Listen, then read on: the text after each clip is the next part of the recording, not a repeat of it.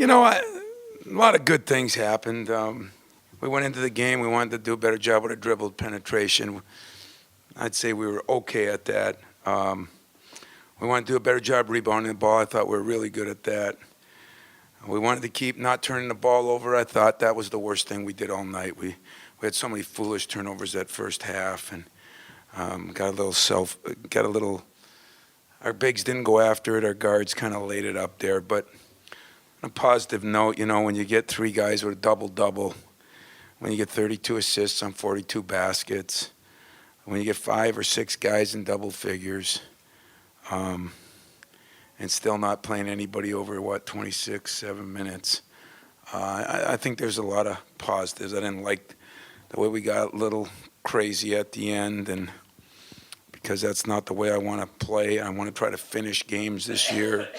But, we did a pretty good job against a tougher lineup for us. They were so small, which you can see why the rebounding totals would be like they were. But they were quick, and now we're guarding them with 4 men, and that was a little harder. So, I think our guys deserve some credit. Even though I didn't give them much, you might, because there's still a lot of good things. And it's hard to maintain when you're up by that many points. But you know what? Now we get to do something that I've been waiting a long time to do, and that's, get a chance to play in a big game early in the season.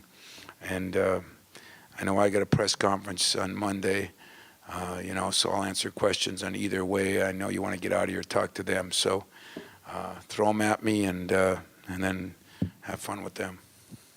Tom, can you talk about, to your left, what a difference it is to have healthy and productive Trice and Dawson? Yeah, I can't believe I didn't bring that up, Larry. You should coach this team. Those were 2 big pluses. Gary actually missed some wide open shots, that were halfway down. But Trice came in and I thought was a difference in the first half. And Brandon, we had a big meeting 2 days ago and just talked about, we didn't run anything for him, and he was unbelievable. He just made a lot of things happen, got a lot of loose balls. He was the only guy in there rebounding at times, tipping balls, running the lane, passing it. He had 5 assists.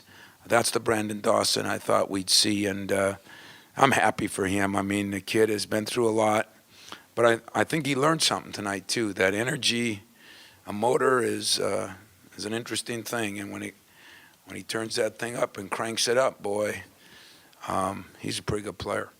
Tom, before we talk about Kentucky, 19 years ago this month, Judd Heathcote began his rocking chair tour, and you're now passing him in years too, or at least reaching him in years. Have you given that any thought about your tenure, and will you eventually do a rocking chair tour? I thought you wanted me to go get a rocking chair or something. I don't want no damn rocking chair, I'll tell you that. I really haven't. I guess I look at it like I've been here so long because of my GA days up. But I guess making it past Judd is going to be a milestone. But I think the milestone I want is to get more wins and more championships and more banners and things like that. So one thing this team does do for you is it's been a fun team to be around so far. And let's face it, it's going to get a lot tougher. Not only Tuesday, but from here on out. But they do kind of stick together. They are, so it's fun to be around them, and I'm not having any rocking chair tour, I can promise you that. Tom, would you talk about the decision to play Elvin Ellis? It was something we talked to Elvin about, and I think he just, it's always up to the player, and I think Elvin wanted to do it, and I had mixed feelings because there's times I wanted him to redshirt for his sake, and there's times I wanted him not to redshirt for our sake. And he just kind of wanted to be a part of this team, and I don't blame him for that, a bigger part of this team. And so we did what we did. But it's all good. It's all good. And Elvin can play. He's going to help us. It's just how many minutes he's going to get will be the key. Tom, I know you're not going to maybe see a lot of games like this where you're zoned out like that and shoot 26 threes, but is that still sort of the identity that this team is going to have in terms of just pushing it, skill, sharing the ball? Maybe I hope so. I thought we started over dribbling in the second half. I think we're settling for some threes without getting the ball inside. I think we're missing guys in there. We're going to really put an emphasis on that this week. But so the identity shouldn't be to take 26, 7, 8 threes unless they come to you. I'd be fine with it. I mean, we shot 38-5, and I thought we missed some really, really, really good shots. But and then we took about 3 or 4 really, really bad threes, and we hadn't done that, so that means we're looking for it a little too much. But our inside guys got to work harder too, and we got to get them the ball more, but they got to work a lot harder. I felt sorry for Gary and Keith. They threw the ball in there and probably got nailed with turnovers, and our inside guys didn't go after it like Knicks did. So hopefully our identity is going to run. The other parts of the identity is we still got to rebound so we can run. And I think we got to defend better. I mean, 27% looks good. I thought there were too many open looks and a few open drives that I didn't really like, but I'll look at that when I look at the film. Tom, how does this game tune you up for Kentucky? Well, when you watch Kentucky on film, no insult, because I think this team is going to be better. They're missing a guy, but there's not a lot of comparison. You watch Kentucky, and I mean, when you have 6, 7, 8 McDonald's guys in the freshman class, and then you have a couple in the other class, they're good. They're really good, and you can say they're young. I don't know how young they are. I mean, some of their guys are as old or older than Gary. So young in age, maybe young in experience, maybe, but not in age. And they played a lot of ball, and it's going to be what it is. It's going to be 2 good teams going at it, and we're going to have some problems with them in matching up, and maybe they're going to have some problems with us. But it should be just a great night of college basketball with the 4 teams there, and I know I'm looking forward to it in the next few days. This is kind of what you dream of when you have a job like this. You dream of having opportunities to play the best and see where you are. And Kentucky is deserving of their ranking, and we'll see what we can do. Mike? How much of your identity this year has to do with the rule change? I was talking with one analyst, and he thinks these rules could change the game more than any rule since the three-point shot. Just your thoughts on pacing the game? I think you're right, and I don't think we've seen it yet.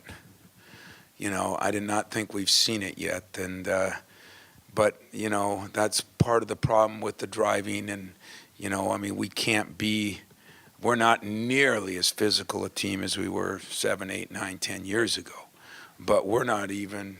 I mean, right now we are kind of paranoid. We've had officials in a lot. We'll probably have them in maybe Sunday.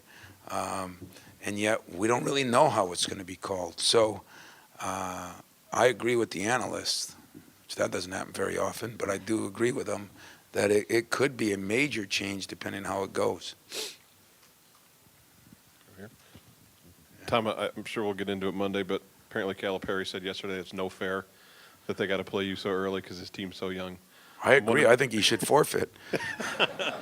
I mean, if Johnny doesn't want to play it, I'll take a win. I'm not proud. I just take one anyway and get one. But, I think everybody will make a big deal about a lot of things. The thing I said to our students, which, was ridiculous as far as how it could be taken. But I don't think anything's unfair because I don't care who we play. I didn't care, when we played Carolina and they were so good, or we played Duke in Madison Square Garden, second game of the year.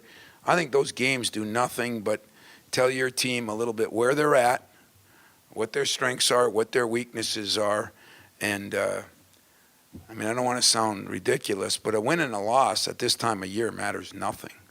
It really doesn't. It's how we play, how we prepare, how we handle the atmosphere. I mean, there's so many parts to this game that have nothing to do with the game.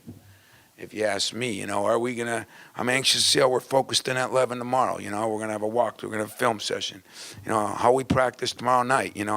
I'm interested to see those kind of things. I think that'll tell me a lot about my team.